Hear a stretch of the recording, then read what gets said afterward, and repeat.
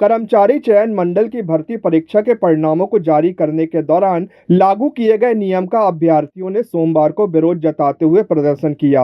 हाथों में मांगों से संबंधित तख्तियां लिए अभ्यर्थियों ने प्रदेश सरकार से मांग की है कि परीक्षा के दौरान जो नंबर प्राप्त हुए हैं उन्हें प्रतिशत में दिखाया जा रहा है, उन्हें पूरे नंबर दिखाए जाएं। अभ्यर्थियों का कहना है कि पटवारी परीक्षा में भी इसी तरह की प्रक्रिया अपनाई गई थी, जिसके कारण परेशान हो चुके हैं। अभ्यर्थियों ने कर्मचारी चयन मंडल के डायरेक्टर के नाम ज्ञापन दिया।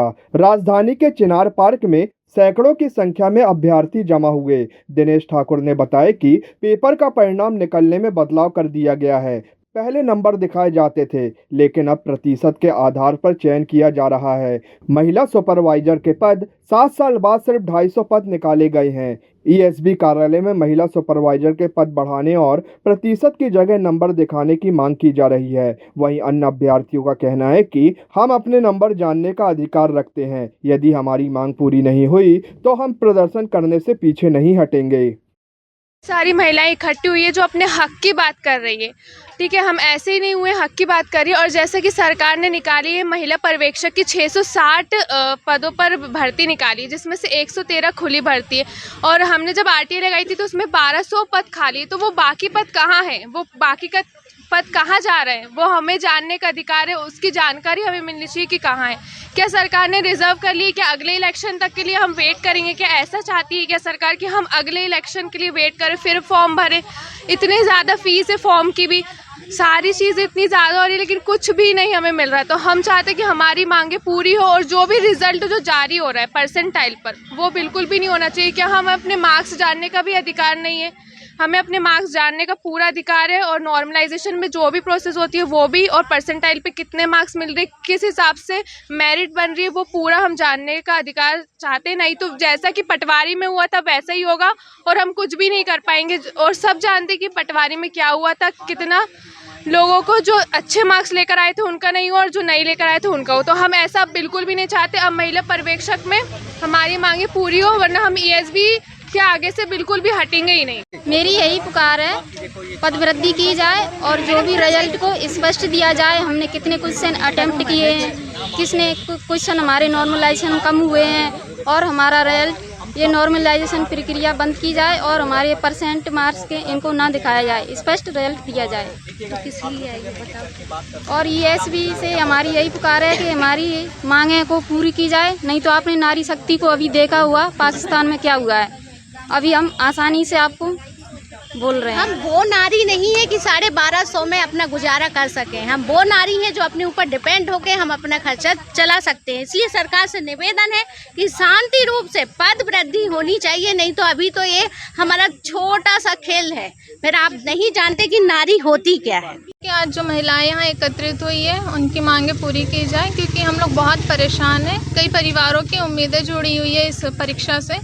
तो और नॉर्मलाइजेशन भी बंद किया जाए, इससे भी बहुत नुकसान है। और पद वृद्धि कर दी जाए जल्दी से जल्द। आज किस तरीके का प्रदर्शन रहा है आप लोगों का? पद वृद्धि का, नॉर्मलाइजेशन के बाद मार्क्स अच्छे से दिखाया जाए, जो पारदर्शिता हमें चाहिए वो पूरी की जाए।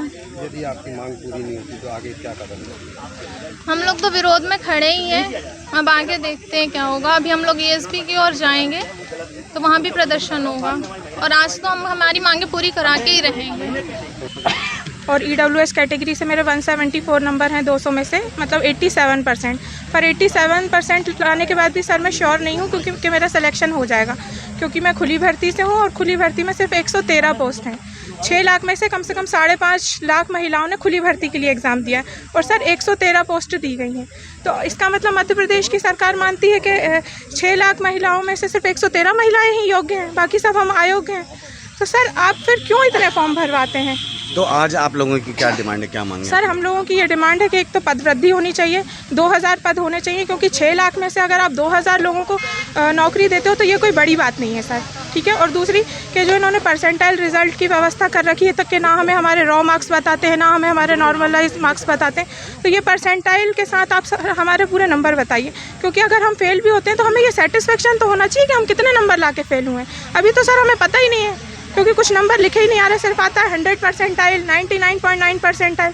तो सर ये न्याय होना चाहिए। आप बेशक हमें सिलेक्शन मत दीजिए, लेकिन हमारे नंबर हमें बताइए और बताइए कि आपके इतने नंबर थे, नॉर्मलाइजेशन में आपके इतने नंबर कम हुए इसलिए आप फेल हुए, वरना हम ये हार स्वीकार नहीं करेंगे, वरना हम मानेंगे कि हमारे साथ हमारी सीटें बेच दी गई हैं। क्लियर बात है। हमारी दो मांगे हैं। एक तो ये कि इन्होंने अभी क्या हुआ है, पेपर का रिजल्ट निकालने में बदलाव कर दिया है। पहले रिजल्ट जो दिखाते थे कि नंबर कितने हैं, कितने घटे बढ़े, अब इन्होंने नॉर्मलाइजेशन बंद कर दिया है। इन्होंने कर दिया परसेंटाइल, यानी कि 100% में पास होगा बच्चा, नंबर कितने आए थे ये नहीं दिखाएंगे, यानी पारदर्शिता बंद कर दी। दूसरी वाली मांग है कि यहाँ पे आरटीआई से पता चला कि 1200 पद खाली है हमारे महिला सुपरवाइजर के, और इन्होंने 7 साल में वैकेंसी निकाली, और आज क्या बोल रहे हैं ये, आज ये बोल रहे हैं कि हम 250 पद देंगे।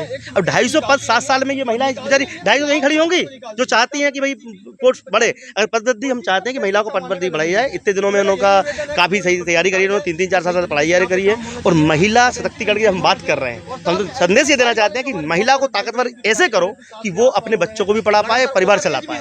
वो 200-400-500 रुपये दे के हमें महिला सशक्तिकरण नहीं चाहिए। आज किस तरीके का प्रदर्शन था? अभी ईएसबी हम जा रहे हैं, अभी प्रदर्शन तो करने जाएंगे हम, ईएसबी जा रहे हैं, उनको ये मांग रखेंगे भाई कि हमारा ये पारदर्शिता जो बंद कर दी उसको वापस चालू किया जाए और महिला सुपरवाइजर की पोस्ट को बढ़ाया जाए। ये कोई संगठन है आपका कि? नहीं, हमारे जो छात्र संगठन है, मैं तो केवल इनके साथ ही हूँ। जी।